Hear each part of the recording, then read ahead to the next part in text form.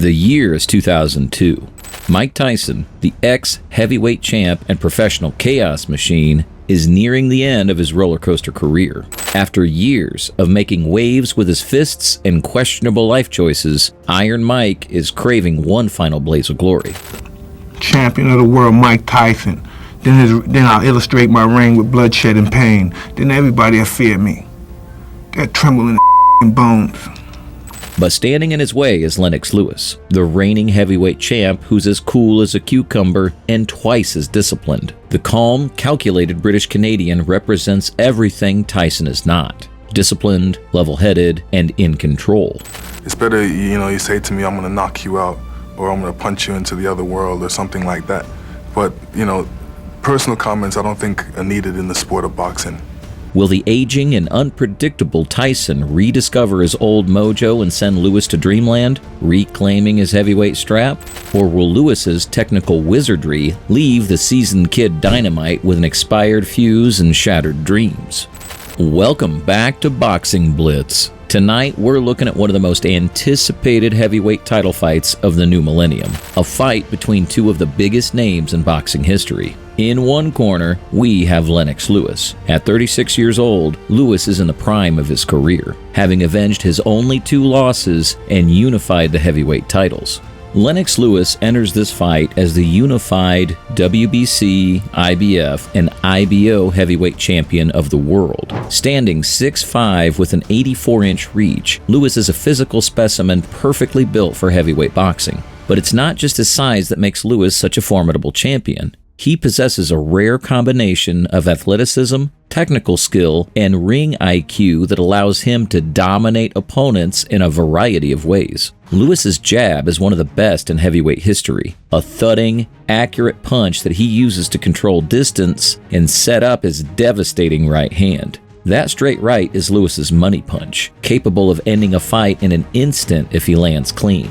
Lewis entered the pro ranks with a stellar amateur pedigree, having won gold for Canada at the 1988 Olympics. He quickly rose through the heavyweight ranks, claiming his first world title in 1992 when he was awarded the WBC belt after Riddick Bowe refused to fight him. But in 1994, he suffered a shocking knockout loss to Oliver McCall. Lewis rebounded to reclaim his title, only to lose it again in another upset to Hasim Rahman in 2001. However, Lewis showed his championship mentality by dominating Rahman in their rematch later that year. Lewis's most impressive win to date came against Evander Holyfield in their 1999 rematch, where he unified the heavyweight titles with a clear unanimous decision. But a win over the legendary Mike Tyson would be the crown jewel of Lewis's already impressive resume.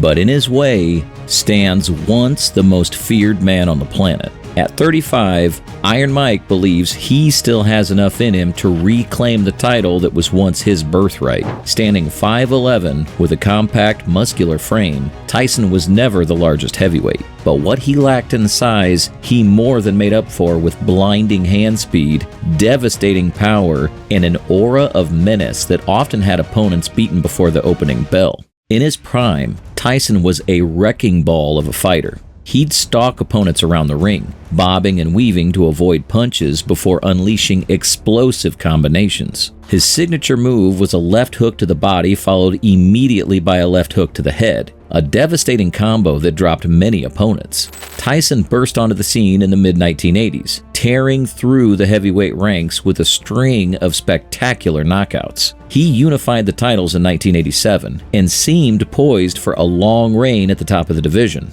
But Tyson's life and career soon spiraled out of control.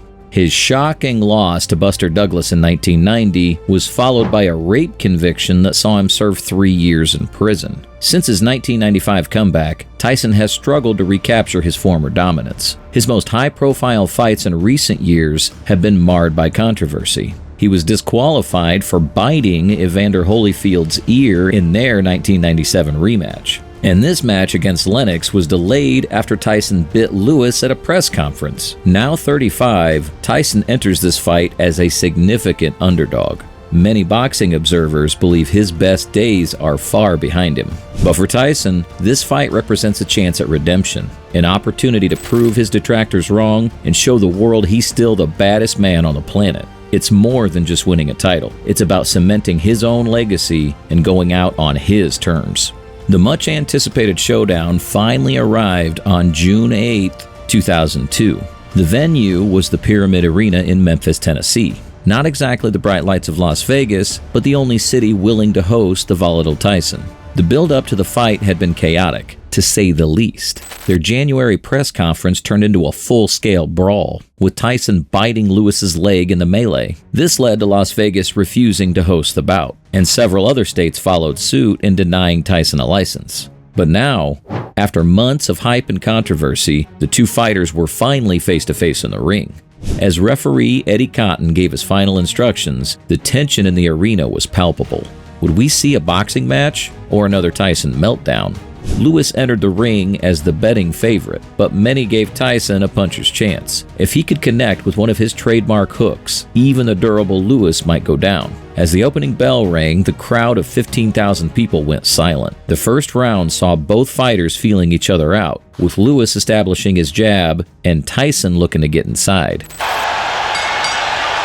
We're underway. Lennox Lewis and Mike Tyson for the heavyweight championship of the world. But it quickly became apparent that this wasn't the Tyson of old. His once blazing hand speed seemed a step slow, and Lewis was having little trouble avoiding his wild swings. As the rounds progressed, Lewis began to assert his dominance. His stiff jab repeatedly snapped Tyson's head back, and he followed it with punishing right hands. Tyson, to his credit, kept pressing forward, but he was taking a beating. By the middle rounds, Tyson's face was a mask of blood. The pivotal moment of the fight came in the 8th round. Tyson, exhausted and battered, was backed into a corner.